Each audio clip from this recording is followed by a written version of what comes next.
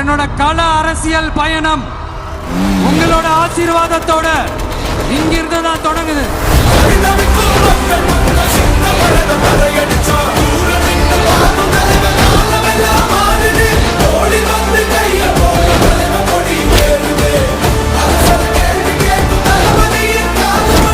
மாநில மாநாட்டில் நான் சொன்ன விவசாய நிலங்கள் பாதுகாப்பு கொள்கை தீர்மானம் காஞ்சிபுரம் மாவட்டம் பரந்தூரில் 1000க்கும் மேற்பட்ட ஏக்கர் பரப்பளவில் 13 நீர்நிலைகளை அழிச்சு சென்னையை நிரந்தரமாக வெள்ளக்காடாக்கும் திட்டத்தை ஒன்றிய மாநில அரசுகள் கைவிட வேண்டும் வலியுறுத்தின.